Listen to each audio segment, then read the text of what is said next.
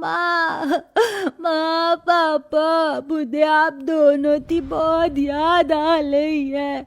माँ पापा वापस आ जाओ मेरे पास। अरे शिबू, ऐसे रोते नहीं।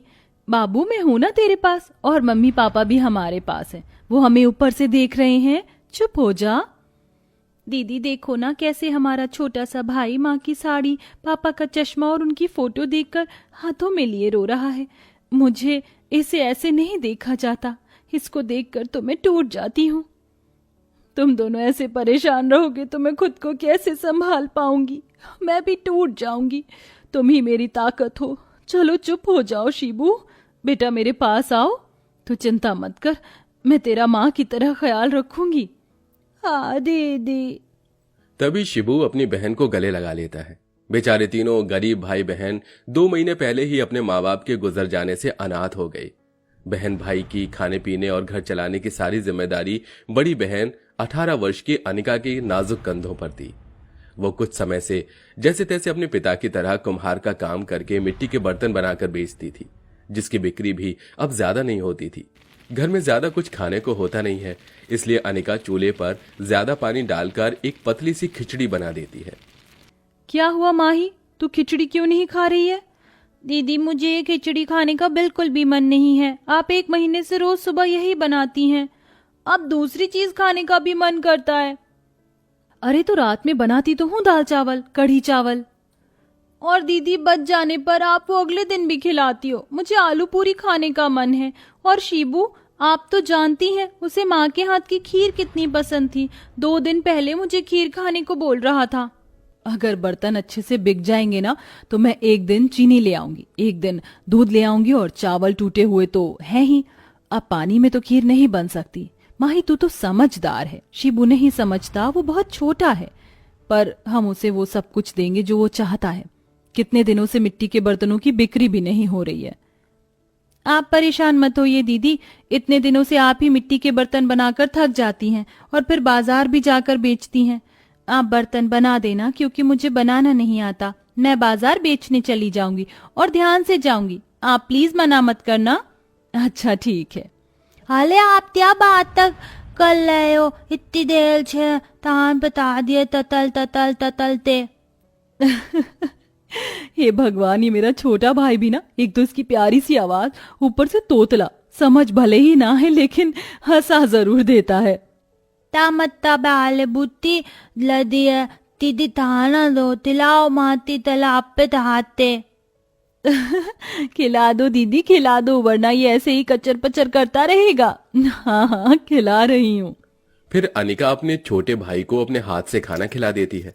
वहीं दूसरी ओर अनिका मिट्टी के बर्तन बनाने लगती है, जिसे बनाकर वो धूप में सुखा देती है। और फिर उसकी नजर सामने के उस मिट्टी की जगह पर जाती है जिसे वो अपनी मिट्टी के बर्तन बनाती है। हे भगवान, एक तो इतनी तेज गर्मी है, मेरा ही इतना हाल बेहाल है, तो इस बेचारी धरती माता का क्या हाल हो रहा होगा। कितनी मिट्टी सूख गई है कि दरार आ गई है। मुझे नमी के लिए पानी डालना होगा। अनिका के घर के अंदर बर्तन देखने जाती है जिनमें नाम मात्र पानी होता है। ओफो, इसमें तो पानी ही नहीं है। मैं कुएं से पानी लेकर आती हूँ ताकि हम भी पी लें और धरती माता को भी थोड़ा सा दे दें। इतनी गर्मी है, प्यास तो लगेगी ही। बड़े मटके उठा लेती हूँ, धीरे धीरे लाने की कोशिश करूंगी। अनिका 2 बड़े बड़े मटकों को लिए चिलचिलाती धूप में कुएं से पानी भरने चली जाती है। वो कुआं जो कि उसके घर से बहुत दूर था। फिर अनिका पानी भरकर बड़ी मुश्किल से घर लेकर आती है और एक मटका घर रखकर दूसरे मटके से उस सामने सूखी बंजर मिट्टी में पानी डालती है। इस पतली सी चप्पल में मेरे पैर बहुत तेज से चल रहे हैं। पानी से भी फर्क नहीं पड़ रहा है। ये लो प्यारी सूखी मिट्टी, मैं तुम्हें पानी दे रही हूँ, जिसके बाद तुम में नमी आ जाएगी और फिर तुम्हें तपन महसूस नहीं होगी। अच्छा, अब मैं चलती हूँ। अनिका मिट्टी को पानी देकर अपने सूखे हुए मिट्टी के बर्तनों को उठाकर टोकरी में रखती है। तभी माही आती है। अरे दीदी, आप टोकरी लेकर कहाँ चल दी? मैंने कहा था ना मैं ही बाजार जाऊंगी मिट्टी के बर्तन बेचने के लिए। आप शिबू के साथ घर पर रहिए। वैसे भी आपको कब से ढूंढ रहा है। कहाँ चली गई थी आप? पानी भरने गई थी, बताया तो था। ठीक है, तू आराम से जाना। अगर टोकरी नहीं संभल रही है तो बता दे। मैं संभाल लूंगी दीदी, इतनी भारी नहीं है टोकरी। फिर माही भारी टोकरी को मुश्किल से उठाकर बाजार में ले जाती है और बेचने लगती है। बर्तन ले लीजिए, बर्तन, मिट्टी के सुंदर सुंदर बर्तन ले लीजिए, सिर्फ 40 रुपए, 40 रुपए। काकी बर्तन ले लो ना। अरे नहीं, मुझे ये बर्तन नहीं लेने, अब मेरे पास स्टील के बर्तन हैं, गांव में बिकने लग गए हैं और ये टूट भी तो जाते हैं। हे भगवान, बहुत देर हो गई है, कोई भी हमसे मिट्टी के बर्तन क्यों नहीं खरीद रहा है? थोड़ी सी और आगे जाकर बेचती हूँ। माही मिट्टी के बर्तन की टोकरी बाजार में और अंदर ले जाती है और बेचने लगती है, जिससे 2 बर्तन कम पैसों में बिक जाते हैं। उन 60 रुपए से वो रात का खाना बनाने की सब्जी चावल ले आती है। ऐसे ही हफ्ते गुजर जाते हैं। माही के रोज बाजार में मिट्टी के बर्तन बेचने पर भी मुश्किल से 1 या 2 ही बिकते थे। वहीं दूसरी ओर अनिका उसी सूखी मिट्टी में रोज पानी देती थी। अब अगले दिन खाने को कुछ नहीं था, जिसमें छोटे भाई को बहुत भूख लगती है।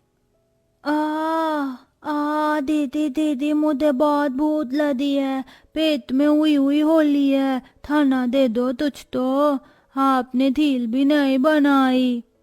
भाई थोड़ी दिन और रुक जा, मेरे को खीर वाला सामान नहीं मिला बाबू, दुकान पर कोई दे ही नहीं रहा, अभी वो वाला सामान खत्म हो गया है।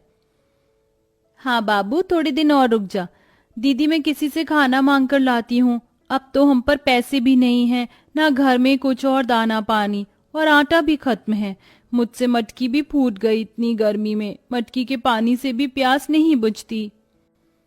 अब परेशानियां तो हैं, लेकिन हम अनाथ बच्चों की जिंदगी अब बस यूं ही रहेगी। मैं आज मिट्टी के गमले बनाऊंगी, बर्तन तो बिक नहीं रहे हैं। अनिका रोते हुए उसी जगह से मिट्टी लेने जाती है जिसमें वो इतने दिनों से पानी दे रही थी, और माही अपने भाई के लिए खाना लेने जाती है तो आस पड़ोस के लोग भी उन्हें दुत्कार देते हैं। माही वापस आकर अनिका को सब कुछ बताती है, जिससे उसे और रोना आता है और उसके आंसू इस धरती माता पर गिर पड़ते हैं कि धरती माता मुस्कुराकर कहती है, पुत्री, अब तक तो तुम मुझे रोज दूर के कुएं से पैर जलाकर पानी से सींच रही थी, पर आज तुमने अपने उदास मन के साथ अपने अश्रुओं से मुझे नम कर दिया। मैं अपनी संतान को ऐसे परेशान होता हुआ नहीं देख सकती। मैं तुमसे बहुत प्रसन्न हूँ कि इतनी गर्मी में भी तुमने मेरा ख्याल रखा, मुझे रोज पानी दिया। इतनी गर्मी में तो कोई इंसान भी किसी की प्यास नहीं बुझाता, पर तुमने मुझे रोज पानी देकर बिल्कुल सूखने नहीं दिया। इसलिए मेरा फर्ज बनता है कि अब तुम खुश रहो। मैं तुम्हें जादुई 3 बर्तन देती हूँ। ये लो, पहले जादुई कुकर, इसमें तुम खीर, चावल, सब्जी कुछ भी बना सकती हो। दूसरा है आटे का बर्तन, इस आटे के बर्तन से कभी आटा खत्म नहीं होगा। और तीसरा जादुई बर्तन क्या होगा धरती माँ? तीसरा जादुई बर्तन है ये मिट्टी का मटका, जो तुम्हारे कहने पर एक बहुत बड़ा मटका बन जाएगा, और इसमें से ठंडी शरबत, किसी भी प्रकार की या ठंडा पानी कुछ भी आ जाएगा, और तुम अपनी प्यास बुझा पाओगे, और इसमें से मिट्टी के ढेर सारे मटके भी निकाल सकती हो। अरे वाह धरती माता, मुझे लगता है हम अनाथ को एक प्यारी सी माँ मिल गई है, जो अपने बच्चों के खाने पीने हर चीज की पूर्ति कर रही है। मैं तो सबकी माँ हूँ, पर ख्याल सिर्फ कोई कोई ही रखता है, जैसे कि तुम। अब तुम बेटी की तरह सेवा करोगी तो माँ की तरह फर्ज तो मुझे भी निभाना पड़ेगा। इन जादुई बर्तन से कुछ भी चाहिए हो तो कह देना। जादू है, जादू है, कमाल का जादू है। देखो तो जादुई कुकर में खीर आ गई, तो खीर आ जाएगी। धरती माता के कहते ही कुकर में खीर आ जाती है और अनिका नतमस्तक होकर खुशी से वो तीनों जादुई बर्तन अंदर ले जाती है, जिसके बाद तीनों भरपेट खीर खाते हैं। हाले वाह दीदी, अब तो खीर ले आई, आप सच में बहुत अच्छी दीदी हो। दीदी मैं इस मटके से ठंडा शरबत मांगती हूँ। जादू है, कमाल का जादू है, देखो तो जादुई मटके में शरबत आ गया। माही के कहते ही जादुई मटका बड़ा होकर ठंडी शरबत से भर जाता है। ये देख शिबू ताली बजाता है। अरे वाह, ये जादू कैसे हुआ दीदी? भगवान जी ने जादू दिया है शिबू। कचौड़ी खाने का मन कर रहा है, क्यों ना जादू आटे के बर्तन और कुकर से ही कह दूं। जादू है, कमाल का जादू है, देखो तो इन दोनों जादुई बर्तन से कैसे कचौड़ी का सामान मिल गया। फिर आटे के बर्तन से ढेर सारा आटा और कुकर से उबले हुए मसाले वाले आलू आ जाते हैं, जिसकी अनिका कढ़ाई में गरम गरम कचौड़ी बनाकर निकाल देती है, जिसके बाद सारे भाई बहन उसे खाते हैं। अरे वाह, ये तो सच में कमाल के जादुई बर्तन दे दिए हमारी धरती माता ने। अब हमें परेशान होने की कोई जरूरत नहीं है, हमें खाना इनसे ही मिल जाएगा।